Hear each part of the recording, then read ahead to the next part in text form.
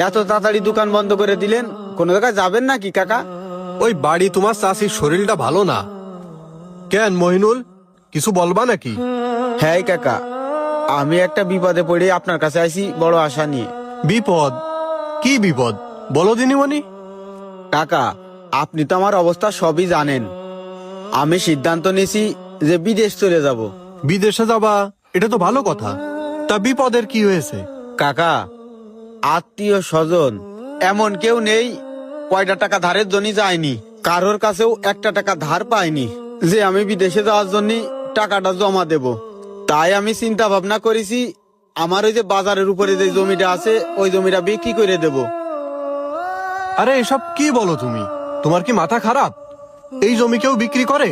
এই জমি বিক্রি করলে তুমি আর এই জমি কিনতে পারবা? কাকা, এই ছাড়া তো আর কোনো উপায় নেই।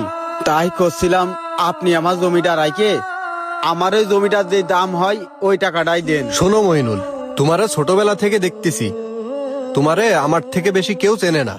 তোমার জমিটা বিক্রি করতে হবে না, আমি তোমাকে টাকা ধার দেব। তবে একটা অনুরোধ, তুমি প্রতি মাসে মাসে আমার টাকাটা আমারে দিয়ে দিও।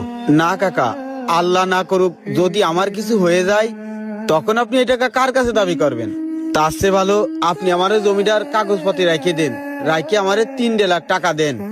আর আমি যখন টাকা পরিশোধ করে দেব তখন আমার কাগজপাতি আমারে বুঝাই দিয়েন। আচ্ছা ঠিক আছে মইনুল, তাহলে আমি এখন আসি। কাকা, আপনি আমার মেলা বড় উপকার করেছেন। তো ওই কথা যা ধরে তুই কি জমিন বিক্রি করে দিবি? হ্যাঁ, তো ঠিক আছে কর। আমগো নিজেদের জমিন যদি নিজেদের ভিতরেই না রাখস, বাইরের মানুষ লোকমান আমার কাছে বিক্রি করবি, যা কর, আমার কোনো আপত্তি নেই। আর তুইও মনে রাখিস, আজ থেকে তোর ভাই আমি না। আরে ভাই তুমি থামো, লোকমান কাকার কাছে আমি ওই জমি বিক্রি করতেছি না। আমার বিদেশ যাওয়ার জন্য লোকমান কাকা আমারে 5 লাখ টাকা ধার দিচ্ছে। কি বলিস?